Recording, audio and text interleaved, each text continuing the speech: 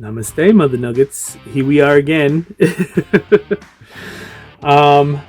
My phone, I dropped my phone and it smashed because I have the worst luck in the world.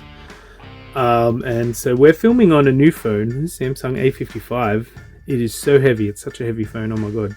But its camera is like way better than my other one. So I thought we'd give it a try.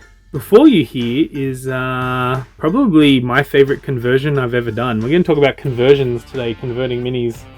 And we'll talk why we're talking about that in a minute. But I just wanted to show you this. I'm so proud of this. So when I first started dating my wife, we were talking about like, hey, would you like to play Warhammer? Because, you know, I play Warhammer and whatnot. And she said, yeah, look, at that time, it's like 20... We started dating like very early on, but this conversation happened probably like 2014, 2015, just before like Me Too movement happened, where like there was the whole hobby space was talking about female space marines and whatnot, and kind of, you know, her being an outsider was like, well, can I play an army that has only women? I'm like, yeah, there's lots of armies that have only women. There's like, you know, the Tau, the Eldar, you could certainly knock them up, especially with Eldar or Dark Eldar. So we had a look at what she was thinking about. We had a conversation at the time. Her D&D character was like a rogue called Scarletta. And so we said, well, hey, how about we do some Dark Elves? And I'll make them all pirates, because, you know, her character was pirates. Pirate themed, all female army. So I got some Drukhari starter boxes, and we used only the female bits. And she didn't like the Ariana Grande style hair, you know. So I did some conversions with the green stuff to. At the time, she was kind of, you know, into victory rolls and stuff. Like we got this one here with victory rolls, rockabilly stuff. I gave all the witches pirate hats, the very kind of tomboy witches. Yeah, all the Kabbalite guys have like bounty hunter cloaks. And yeah, we gave their ships some sails. Even the little jet bikes have sails.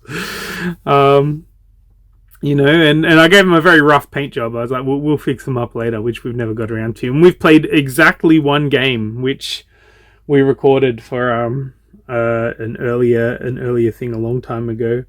And that was with 1-page rules, and that's it. She's never touched them again, which makes me sad. But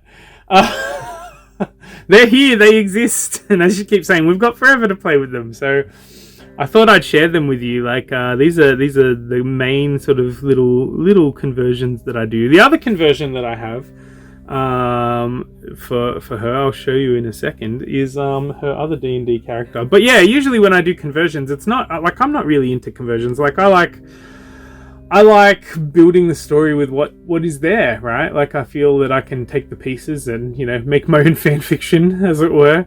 But for some people, you know, they feel the need to convert things and make the mini tell its own story. Let's get a bit of close-ups. Let's see if it'll let me close up on these guys with any. Oh, there we go. That's not a terrible face right there. Magic of dry brushing. Obviously the feet are like all covered in sand and gross. The plan was to kind of do some water effect bases on these guys, and sort of have the sand actually have sand. I really like this one. It's kind of like the Han Solo, because it's like shooting first. That hair needs fixing. The hair, I don't know what's happened there. The milliput or whatever in the hair has gone all white. I'll have to redo the hair at some point. And yeah, these bounty hunter cloaks, I don't know if you can see them, but they're like the fucking badass. It's just, you know, it looks really rough and crude, but it just adds that level of like, you know, piracy, especially painting them the brown and the silver theme. Then kind of, you know, we've got the sails. Didn't turn out as nicely as I would like. Obviously the real sail is nice, but you know, the green stuff was a bit thick, and attaching that, they're wooden skewers, so attaching them was like quite difficult actually. But there you go. That's you know, that's my wife's army. Let's have a look at some more conversions, and the reason why I've got you here today.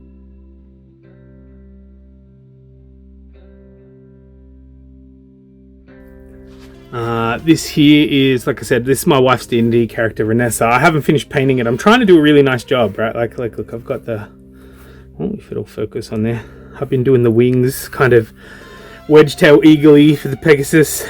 This is just the Baron, I think, something like that, Baron on Pegasus or whatever. It comes with the Bretonnian box set, and then that is a 3D printed, like my wife made her character in Hero Forge ages ago, and so I just 3D printed it, and I just kind of cut like at the waistline, kept the feet of the normal person, and then you know, put her on